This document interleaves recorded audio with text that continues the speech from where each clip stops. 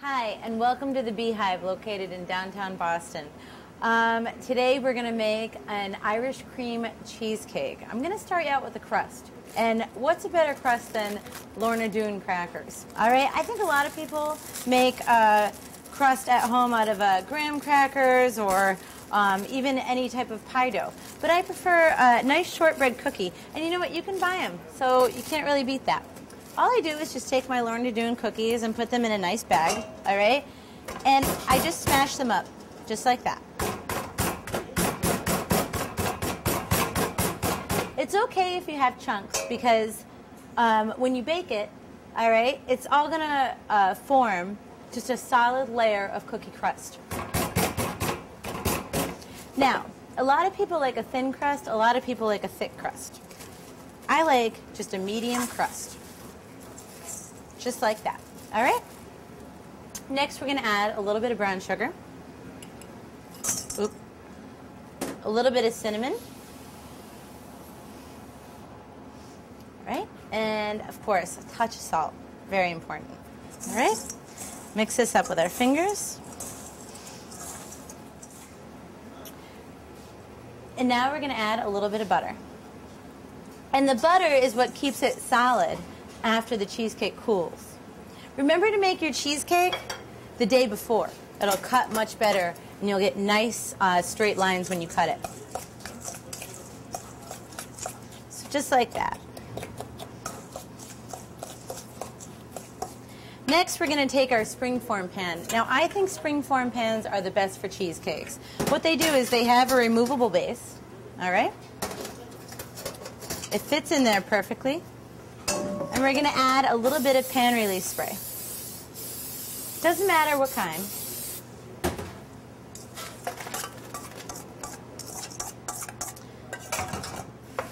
And you just press this down.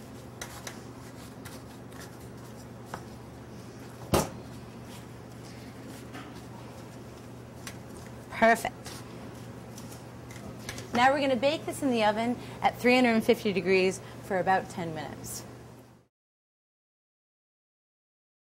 Next, we're going to take our 3 pounds of cream cheese that I've pulled out this morning. You want the cream cheese to be room temperature because that way when you're whipping it, it's nice and fluffy, and it'll make you have a really fluffy cheesecake as well.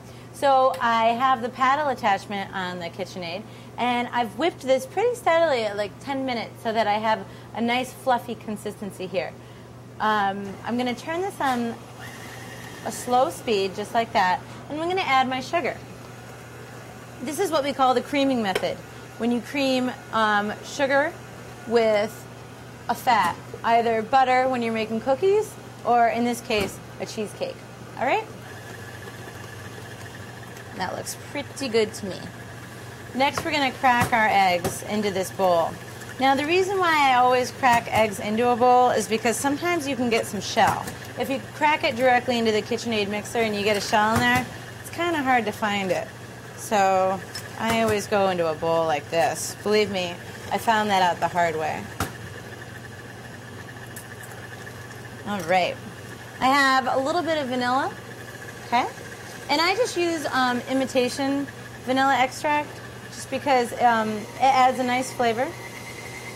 But if you wanted to use a pure vanilla extract, you could do that as well. Next, a little bit of lemon juice, okay? You need to put lemon juice or some type of acid into a cheesecake. It makes it tart.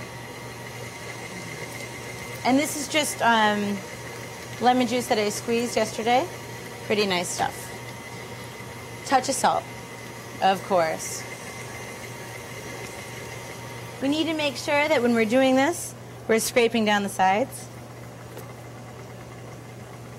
Because otherwise we're going to have chunks. Chunks are good in cookies, but not in cheesecake. Next, we're going to add 1 egg at a time. Now, I make cheesecakes at the Beehive all the time, and I have found that if you're going to do like a marble cheesecake, like a chocolate marble, or you're going to do, let's even say, a strawberry cheesecake with big, thick strawberry swirls in there, what you have to do is you have to separate your batters. Okay, the reason for this, if you just put liquid into the cheesecake, you're going to have almost like a liquid form in the center. So let me show you what we're going to do with our crust that just came out of the oven. All right, so our crust is done and cooled. And now we're going to pop that down. And like I said before, since we're adding a liquid to this cheesecake, we're going to have to split the batch a little bit. So I have that. Now I'm going to mix our Baileys in with the base.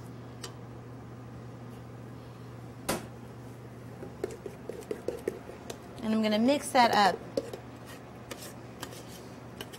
Oh, it smells so good. I love Baileys.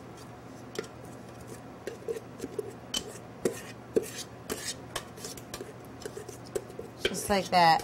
Oh, smells so good. Reminds me of skiing. Just when you need that hot drink and you have like a coffee with some Baileys in it. Delish. All right. Now I like a full cheesecake. I always fill them a little bit higher than I should, because I like a nice thick wedge to my cheesecake. All right? Now I'm going to bake this in the oven at 350 degrees. It's about 40 minutes. Just when it starts leavening, about 1 inch off the top. Okay? So I'm just going to go pop it in the oven.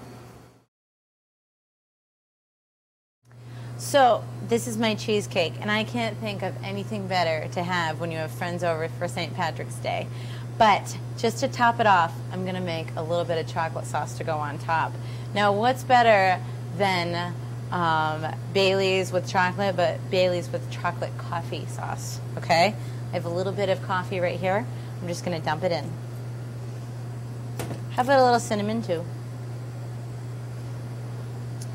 And a touch of vanilla.